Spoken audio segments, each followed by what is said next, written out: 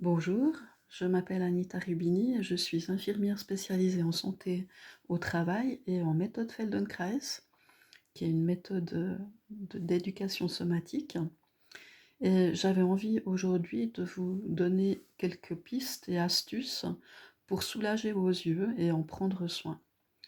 Et je vais commencer par un livre qui est apparu il y a déjà quelques années de Norman Dodge, qui s'appelle Guérir grâce à la neuroplasticité. Et dans ce livre, il parle justement de Moshe Feldenkrais. Il y a 2 chapitres sur lui, qu'il nomme donc médecin, ceinture noire et guérisseur. Et puis dans le 2e chapitre, c'est justement le chapitre lié à la vue, avec un témoignage d'un monsieur qui a eu en fait des problèmes de vision et qui a appliqué la méthode Feldenkrais et également la méthode Bates, dont je vais vous parler un peu plus après avec les petits exercices à faire. Dans ce livre, la phrase qui est accrocheuse est celle du titre « Un non-voyant apprend à voir ». Vous savez qu'on ne vise pas de faire des miracles. En tout cas, d'après ce témoignage, ça a permis d'améliorer considérablement la vue de ce monsieur. Il y a également une citation d'Audrey de Laurence qui dit « L'œil n'a point d'arrêt et se meut perpétuellement ». Même pendant qu'on dort, effectivement, l'œil bouge. Et dans ce livre, il parle de quelque chose qui est vraiment assez important, qu'on appelle le palming. Je ne sais pas si vous avez déjà entendu parler de ce terme. Et le palming, en fait, c'est assez simple à faire et c'est très utile. Que vous soyez au bureau ou que vous soyez chez vous, on peut le faire couché, bien sûr, mais assis au bureau, c'est assez pratique.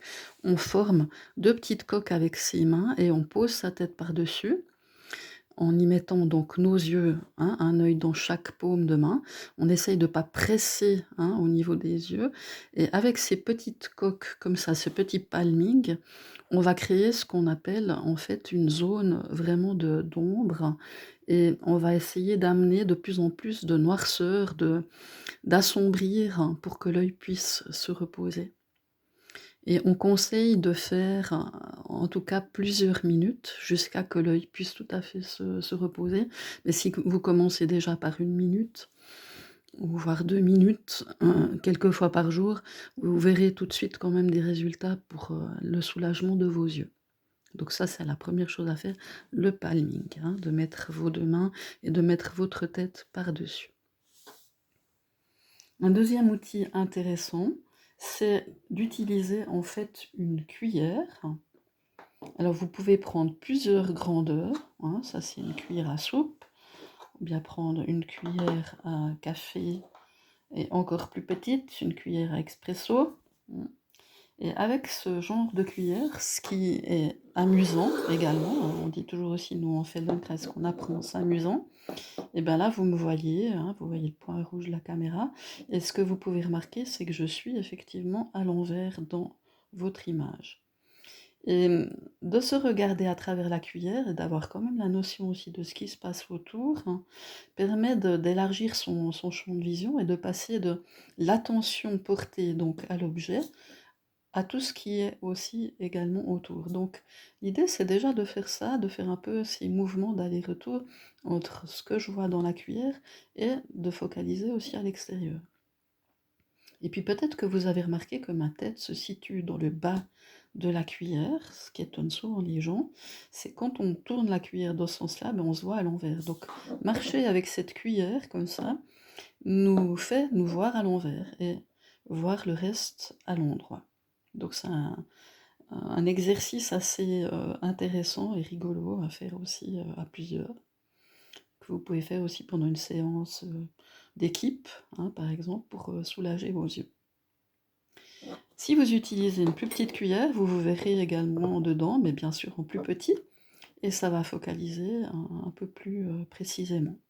Donc voilà, que vous preniez la plus grande au départ, c'est je pense plus indiqué, et puis après terminer par une toute petite. Et c'est vrai que si les cuillères brillent assez bien, on peut se voir vraiment très très bien dedans. Ça déforme un peu aussi, je pense que vous vous en rendez un peu compte. Chose intéressante avec la cuillère également, donc, hein, c'est de rapprocher et d'éloigner, donc de travailler à une certaine distance. Et puis, quand vous vous sentez assez prêt et de pouvoir le faire, commencer à marcher en justement ayant la cuillère peut-être un peu plus près, en l'éloignant. On prend toujours beaucoup de temps dans mon méthode Feldenkrais, comme dans tout ce qui est de l'éducation somatique, parce que le cerveau, il lui faut du temps pour pouvoir emmagasiner les choses. Donc, prenez le temps de faire des pauses, n'enchaînez pas à un rythme trop soutenu les mouvements, les exercices. On parle plutôt de mouvements d'ailleurs que d'exercices. Si vous tournez la cuillère, ensuite, après avoir fait une pause, ben vous allez remarquer, en fait, hein, que dans ce sens-là, on se voit toujours à l'envers, hein, qu'on regarde comme ça ou comme ça.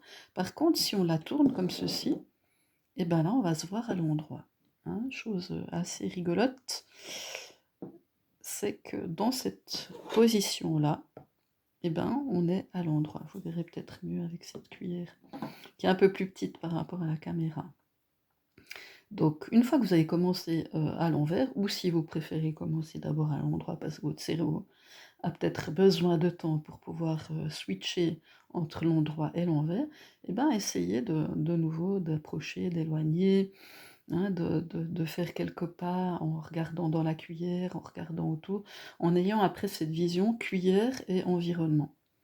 Et ça va vous permettre vraiment de pouvoir travailler aussi sur justement la prise de vue et d'attention liée à l'œil, qui est comme un appareil photo, hein, comme un zoom, où on va aller regarder tout près et aussi un peu plus loin avec tout ce qui est au niveau de l'environnement. Ça, c'est très utile pour les yeux. Voilà pour les cuillères. Un autre outil assez intéressant, c'est d'avoir quelque chose, une ficelle que vous pouvez, ben ça c'est moi qui l'ai faite avec des petits moyens du bord, mais vous pouvez aussi mettre des trucs de couleur ou prendre des choses dans la nature. J'ai fait un atelier il n'y a pas très longtemps d'ailleurs dans la nature. Et l'idée c'est de monter donc au niveau des yeux et puis d'avoir une focalisation sur toute la ficelle, hein, de pouvoir regarder à différentes distances. Donc, quand on a notre ficelle, vous la voyez dans l'ombre, hein, on la voit aussi complètement avec l'ombre.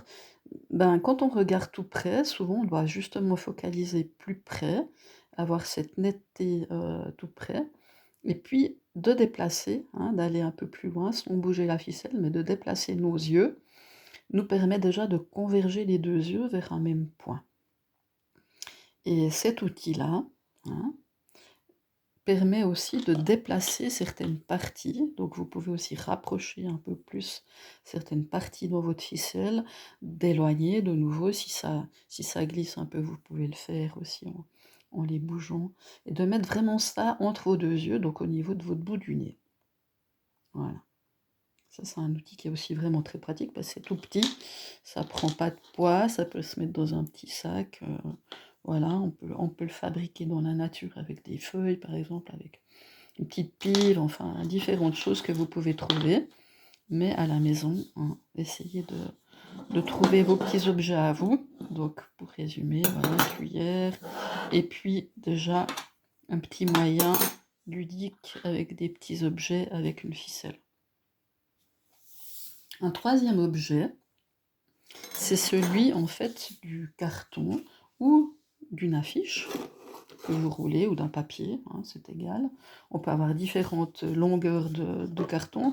Ça c'est par exemple celui d'un papier ménage, donc c'est un peu plus long que le papier de toilette. Hein. Donc ça c'est ce qu'on appelle des longues vues. Hein. Il y a plusieurs grandeurs, voilà, plusieurs sortes. Avec cette longue vue, l'idée c'est de garder les deux yeux ouverts. Donc on ne va pas fermer le deuxième œil. Hein. On ne va pas regarder qu'avec un œil à travers le trou. On va laisser les deux yeux ouverts et puis on va coller donc ça sur un œil, hein, et laisser l'autre œil à l'extérieur. Et puis avec la main, de nouveau, on va laisser la main le plus possible droit avec le petit doigt qui vient contre. Et puis on va rapprocher la main. Et en rapprochant la main, eh ben, je vous laisserai découvrir ce qui se passe. Peut-être qu'il vous faudra essayer quelques fois, mais ça va être un mouvement intéressant pour les yeux. Pour l'instant, nous avons travaillé avec cette vision proche, éloignée, comme ça. Et en travaillant avec la ficelle, nous avons commencé de converger un peu les deux yeux. Et avec cet outil-là, avec ce moyen-là, ce qu'on va faire, c'est également converger les 2 yeux vers le centre. Donc, on peut avoir l'impression d'un peu loucher, et c'est vrai qu'on a beaucoup de muscles, hein, qui régissent les yeux, et de faire ce mouvement de rapprocher comme ça les 2 yeux, avec cette idée d'avoir la main qui se rapprochait, qu'on voie vraiment avec les 2 yeux un point précis au centre, ben ça nous permet de travailler ces muscles qui convergent vers le centre. Donc si vous essayez avec une affiche, vous verrez, c'est aussi intéressant avec un papier qu'on roule, quelque chose peut-être d'assez quand même dur, parce qu'il faut qu'il y ait quand même un petit peu de tonicité, hein, de texture au niveau du papier. Voilà, mais pensez bien à garder les 2 yeux ouverts. Dernier outil que j'ai envie de vous présenter aujourd'hui, c'est ce qu'on appelle la saucisse volante. En général, les gens adorent. C'est plutôt se mettre contre un mur ou regarder l'horizon, quelque chose, un point que vous fixez, et puis avec vos 2 index, vous allez commencer de les rapprocher, hein, vous les mettez à distance de bras pliés, on va dire, et puis vos 2 index commencent à se rapprocher gentiment l'un de l'autre, et vous continuez à fixer le point au loin. Et en principe, bah, vous devriez commencer à voir, ici ce ne sera pas possible parce que bah, vous ne pouvez pas voir avec vos yeux ce que moi je vois avec les miens, mais l'idée c'est de voir au milieu une espèce de petite saucisse qui vole. Et de nouveau, comme avec cet outil-là, les yeux vont converger vers le centre et ça permet d'avoir vraiment ce mouvement avec les muscles et les nerfs des yeux qui vont aller dans une direction centrale et permettre d'utiliser d'autres façons de regarder. Donc tous ces outils-là, hein, je résume, on a commencé par la cuillère, hein, dans un sens ou dans l'autre, différentes grandeurs de cuillère. On a utilisé une petite ficelle sur laquelle nous avons positionné des objets que nous pouvons bouger ou pas, que nous tenons devant notre nez et que nous allongeons avec nos 2 mains, histoire de pouvoir voir chaque objet l'un après l'autre, et toujours penser à faire des pauses très régulièrement. Vous n'êtes pas obligé d'utiliser tous les outils en une fois, mais de commencer à faire quelque chose. Et puis avec ceci, donc nous avons les rouleaux de différentes grandeurs pour faire des longues vues, et nous avons également les doigts dirigés vers l'horizon, hein, sur lesquels nous ne nous attardons pas, donc nous continuons de regarder l'horizon, et puis nous les rapprochons, et à un moment donné, ça va vous créer une petite saucisse.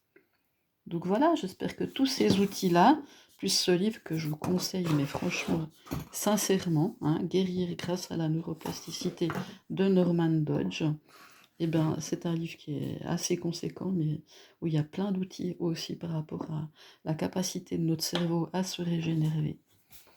Voilà, donc je vous souhaite des bons exercices, une bonne découverte, et puis si jamais je suis à votre disposition pour en parler, pour échanger, et puis que vous puissiez me faire un petit retour. À bientôt!